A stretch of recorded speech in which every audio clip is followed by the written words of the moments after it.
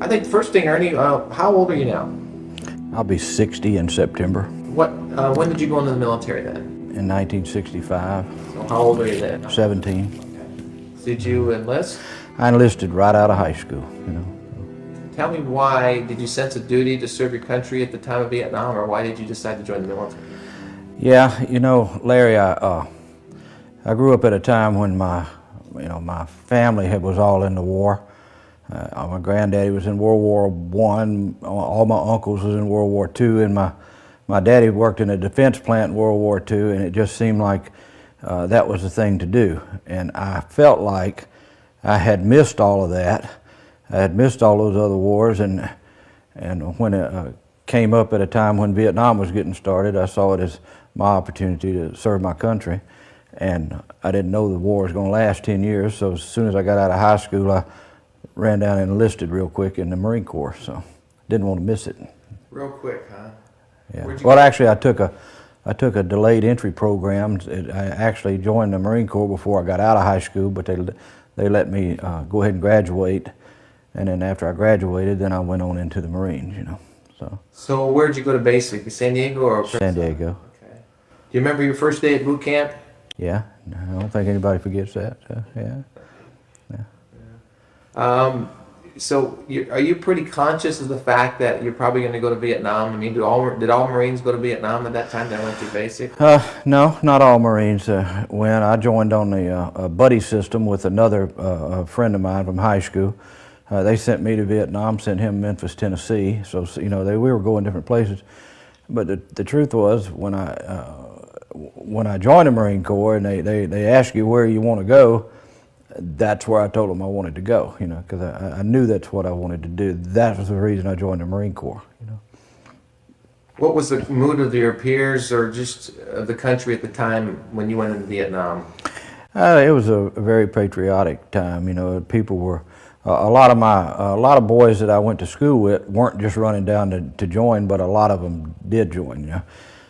I went in and left town, went on in the Marine Corps, and a lot of guys that joined after me, I didn't know they were in the Marines till years after. I mean, or in Vietnam till years after I got back home.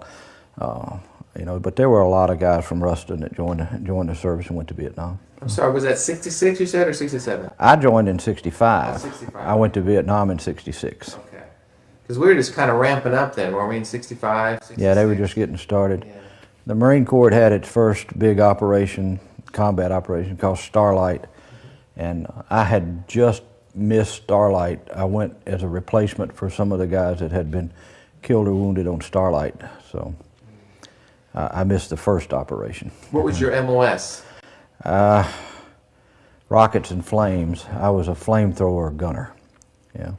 What kind of gun when you say gun?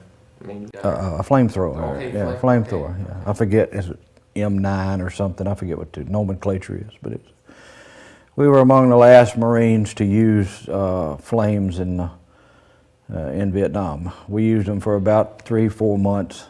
Then they took them away from us and sent me over to an infantry unit, and shot an M60 machine gun after that. You know.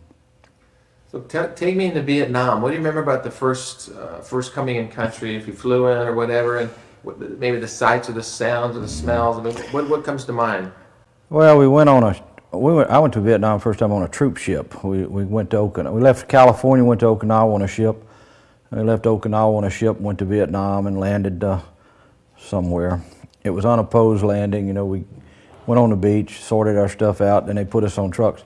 My first impression of Vietnam when we were on those trucks headed up to Phu Bai was it reminded me a whole lot of South Louisiana. You know, I hadn't been there too terribly long.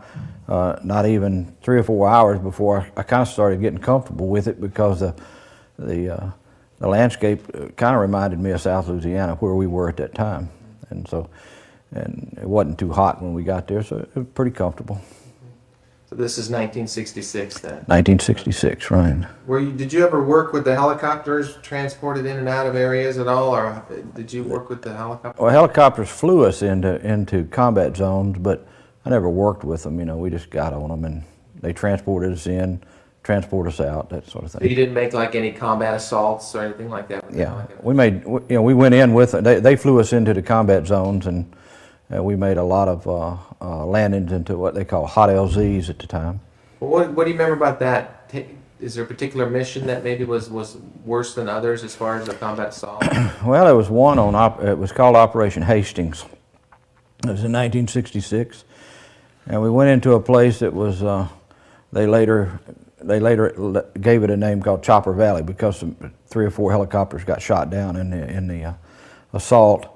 And my most memorable recollection about that particular landing was that there was some Marine, was a Spanish guy, and he had gotten thrown out of the helicopter, and then when the helicopter landed, crashed, the tail end of the helicopter kind of smushed him down into that soft dirt, but it didn't kill him. And we were there, trying to sort ourselves out to get started on the operation, and they were over there digging this guy out from underneath the tail of that helicopter. And I remember watching them do that and thinking that was fascinating, that he had.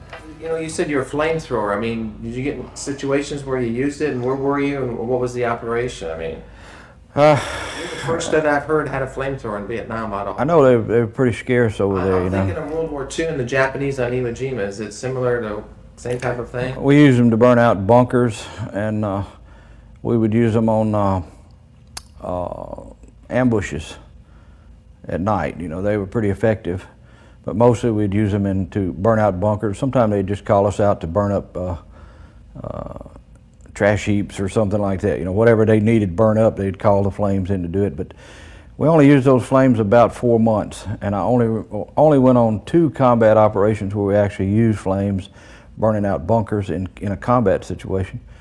We set them up one time and used them on an ambush at night where we would put 2 flame teams up, one on one end of the ambush and one on the other. And as the enemy came through the ambush section, we would touch them off at night, and they were very effective because it would frighten them. They didn't know what was happening at night when the flames started up, and then of course the Marines that was in the middle of the 2 flames would open up, and it was a pretty effective ambush site. But not long after that, they took the flames away from us for some reason. They called us up to supply house, and we were cleaning up the flame tanks, and we thought we were getting new flames, flame guns or something. But instead, we crated them up, sent them off, and then that day they sent us over to different units and dispersed us into infantry units, and we never saw those flame tanks again.